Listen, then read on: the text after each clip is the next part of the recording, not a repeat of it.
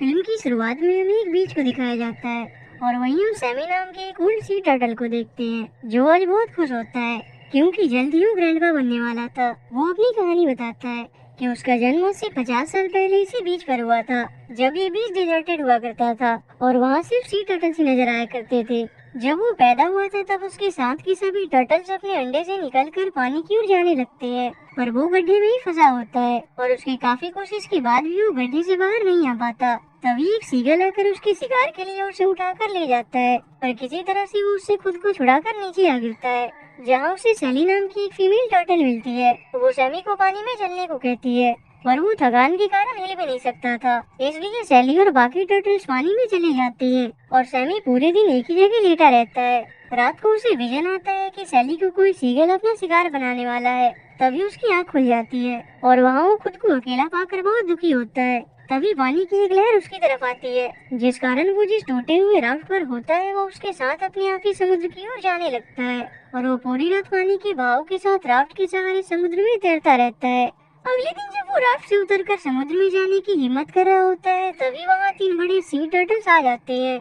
उन्हें जब पता चलता है कि सैमी का जन्म कल ही हुआ है तब उनमें से 2 टर्टल्स उसे छोटा समझकर उसे डराने की कोशिश करते हैं और उसे कहते हैं कि ओशन के अंदर उसे बहुत से खूंखार क्रीचर्स मिलेंगे जो उसका शिकार करने के लिए बेताब है। सैमी ये सुनकर बहुत डरने लगता है पर उन्हीं में से एक समझदार टर्टल उसे समझाती है कि उसे किसी की बातों में नहीं आना चाहिए और अपने मन की बातों को सुनकर बिना डरे आगे बढ़ते रहना चाहिए।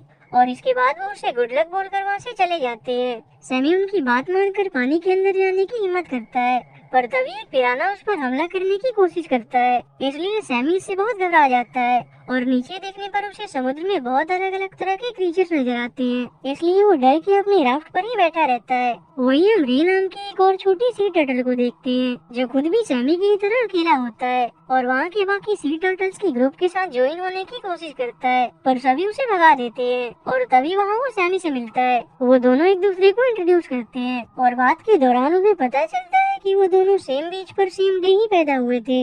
ये जानकर दोनों बहुत खुश होते हैं और एक दूसरे को भाई मानने लगते हैं। इसके बाद से वो दोनों एक साथ ही रहने लगते हैं और इस दौरान ही वो पहली बार साथ में समुद्र के अंदर जाते हैं जहाँ के खूबसूरत नज़ारों को देखकर उन्हें बहुत अच्छा लगता है और वो दोनों वहाँ एक साथ बहुत एंजॉय करते हैं और समुद्र के अलग अलग क्रीचर्स को एक्सप्लोर करते हैं और इसी तरह से दिन बीतता रहता है और अब वो पहले से बहुत बड़े हो चुके थे। एक दिन री सैमी से बात करने के दौरान उससे कहता है कि हम बड़े हो चुके हैं और हम दोनों को अपनी पार्टनर ढूंढ लेनी चाहिए जिसके साथ हम अपनी आगे की लाइफ गुजार सके।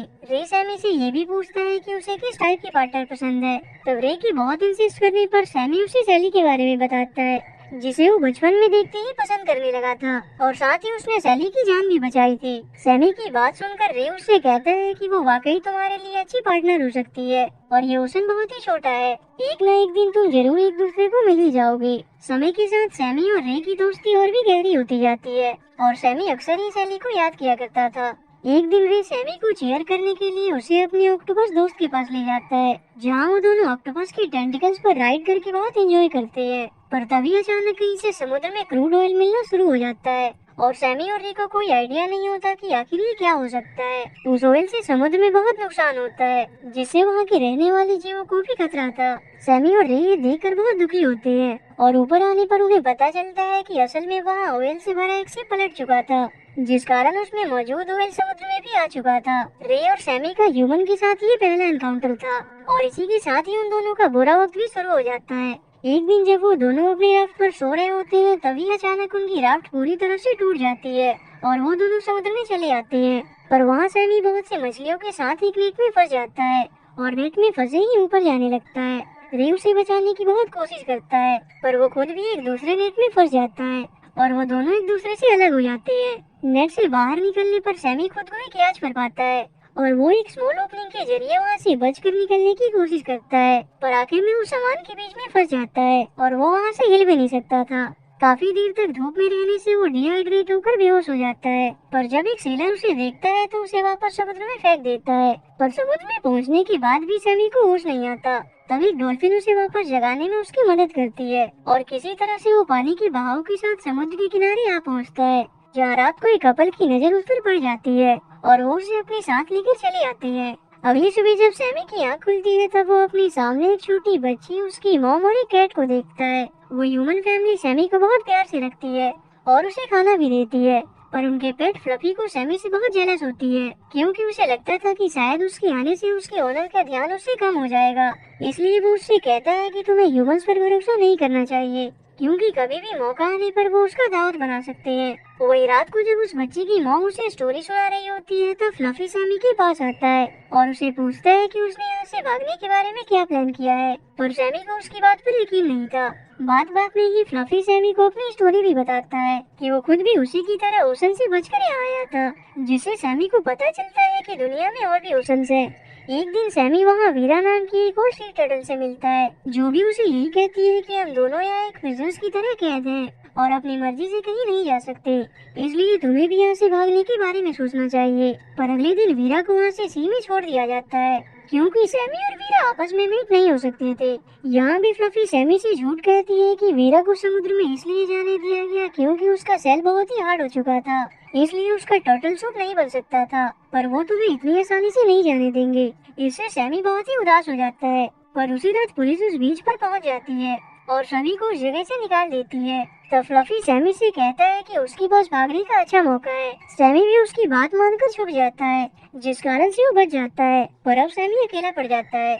इसलिए काफी दिन वहाँ यूं ही गुजारने के बाद वो समुद्र में वापस लौट जाता है और भूख के कारण लकड़ियाँ खाना शुरू कर देता है, और ढेर सारा कचरा होने की वजह से वो एक पॉलिथीन बैग में फंस जाता है। लेकिन तभी वीरा वहाँ आकर उसे बचा लेती है। सैमी उससे वापस मिलकर बहुत खुश होता है। इसके बाद वीरा उसे एक ऐसी जगह ले जाती है जहाँ ढेर सारा सी फूड होता है। सैमी मजे से उन्हें खाने लगता है, पर तभी वहाँ उन्हें एक टर्टल मिलती है जिसके पीछे एक साख लगी होती है। सैमी उसे साख से बचाने में उसकी मदद करता है और आखिर में वो एक स्मॉल ओपनिंग में छुप जाती है, पर वो सार्क फिर भी उनका पीछा नहीं छोड़ता। तो वीरा उन्हें बचाने के लिए सार्क के सामने आ जाती है, पर वो अपने कुछ मूव्स का इस्तेमाल करके उस शार्क को वहाँ से भगा देती है। इसके बाद वीरा मदद करके सैमी और उस टर्टल को वहाँ छोड़कर चली जाती है। पर आपस में बात करते समय सैमी को पता चलता है कि वो टर्टल असल में सैली ही है, जिसे उसने बचपन में देखा था। सैली को भी सैमी याद आ जाता है, इसलिए वो भी उसे पहचान जाती है। वो दोनों एक दूसरे से मिलकर बहुत खुश होते हैं और साथ में टाइम स्पेंड करते हैं। आपस में बात करने के दौरान ही सैमी सैली के सामने ये जाहिर करता है कि वो पूरी दुनिया घूमना चाहता है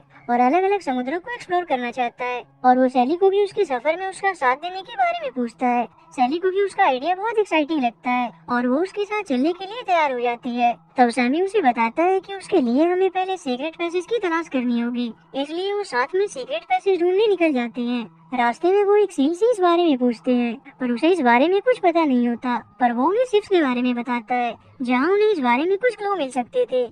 और वो तैरते हुए एक शिप पोर्ट तक पहुँचते हैं, पर वहाँ उन्हें कुछ नहीं मिलता। तब वो और आगे के सफर पर निकल जाते हैं और तैरते हुए फ्रेश वाटर में पहुँच जाते हैं, जहाँ उन्हें बहुत अलग और खतरनाक तरह के क्रीचर्स देखने को मिलते हैं। और वहीं पिराना की एक झुंड उन्हें घेर लेती है, पर उनके शिकार करने से पहले ही एक ईगल सैमी को पकड़ लेता है और अपने घोंसले में ले आता है। पर वहाँ की ऊंचाई से सैमी को एक शिप नजर आता है, पर उतने में वो पेड़ टूटकर नीचे आ गिरता है और वो सैली से वापस मिल जाता है। इसके बाद सैमी और सैली उस शिप का पीछा करते हुए उसके करीब पहुँच जाते हैं, पर वहाँ एक इंसिडेंट से सैली सैमी से अलग हो जाती है और काफी कोशिश के बाद भी सैमी उसे ढूंढ नहीं पाता और इसी के साथ वो अपने मिशन में भी नाकामयाब रहता है। सैली के जाने के बाद सैमी बहुत उदास हो जाता है, पर तब उसे एक और टर्टल कपल मिलते हैं। वो उसे एक टर्टल के बारे में बताते हैं जिसके सैल पर शार्क बाइट का निशान होता है। इससे सैमी समझ जाता है कि वो सैली की ही बात कर रहे हैं और वो ये जानकर बहुत खुश होता है कि वो अभी जीवित है। वो उसकी तलाश में काफी दिनों तक यूं ही लगा रहता है, पर उसके बावजूद भी वो सैली को ढूंढ नहीं पाता और इसी तरह से वो अंटार्कटिक तक भी पहुंच जाता है, जहाँ वो ठंड से बहुत कांप रहा होता है। उसकी हालत देखकर वहाँ से गुजर रही इकोलॉजिस्ट की एक टीम उसे पकड़ लेती है और वो उसकी मदद के लिए उसे अपनी लैब में ले आते हैं। और वहाँ फॉर्चुनेटली सैमी को सैली दिखाई पड़ती है। वो उससे मिलने की बहुत कोशिश करता है, पर कोई भी उसकी बात को समझ नहीं पाता और वो सैमी को रेस्क्यू सेंटर लाते हैं। वहाँ किस्मत से सैमी को फ्लफी नाम की वही कैट मिल जाती है। वो फ्लफी से उसे यहाँ से बाहर निकालने में उसकी मदद मांगता है, पर तभी उसकी लेडी ओनर भी वहाँ आ जाती है। वो सैमी को देखते ही पहचान जाती है और उसकी क्यूरियोसिटी को देखकर उसे वहाँ से रिलीज कर देती है। वहाँ से जाते समय उसे 2 टर्टल मिलते हैं जो उसे एक टर्टल को ट्रैप से निकालने में उसकी मदद मांगते हैं। और जब सैमी वहाँ पहुँचता है तो देखता है असल में वो टर्टल उसका पुराना दोस्त रे ही था। वो दोनों एक दूसरे को वापस देखकर बहुत ज्यादा खुश होते हैं। इसके बाद थोड़ी हेल्प के बाद रे उस ट्रैप से रिहा हो जाता है। फिर सैमी रे को अपनी सारी कहानी बता देता है। सैली के लिए सैमी को इतना चिंतित देखकर रे उसे ऐसी जगह ले जाता है जहाँ वो रहा करता था। वहाँ सैमी रे की पार्टनर रीटा से भी मिलता है। वहाँ बात करने के दौरान सैमी उसे सैली के बारे में बता देता है।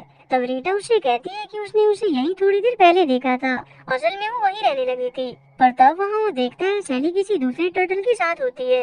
ये देखकर उसे लगता है कि सैली ने अपना मेट ढूंढ लिया है, इसलिए वो उससे मिलने भी नहीं जाता और उदास होकर रीटा और रे के पास आ जाता है और उन्हें भी ये बात बता देता है। पर वहाँ सैमी को पता चलता है कि जिस टर्टल को उसने सैली के साथ देखा था वो रॉबी था, जो अक्सर किसी भी टर्टल को देखकर उसे फ्लर्ट करने लगता था और सैली के साथ भी वो बस फ्लर्ट ही कर रहा था। ये जानकर सैमी को बहुत खुशी होती है और वो भागकर सैली से मिलने जाता है, जहाँ एक शार्क उसके पीछे लगा होता है। सैमी उसे शार्क से बचा लेता है और इस तरह से आखिर में सैमी और सैली का रियूनियन हो जाता है और वो दोनों एक दूसरे के मेट बन जाते हैं। और इसके बाद से स्टोरी वापस से प्रेजेंट में आती है, जहाँ अब सभी बेबी टर्टल्स अपने अंडे से बाहर आ चुके थे और रे और सैमी उन्हें रोड क्रॉस करवा रहे होते हैं। पर उन्हीं में से एक टर्टल सैमी से मदद मांगता है। ये देखकर उसे अपना बचपन याद आ जाता है। वो खुशी से उसे गड्ढे से बाहर निकाल देता है और वो बेबी टर्टल पानी की ओर जाने लगता है। और इसी के साथ ही ये मूवी यहीं एंड हो जाती है।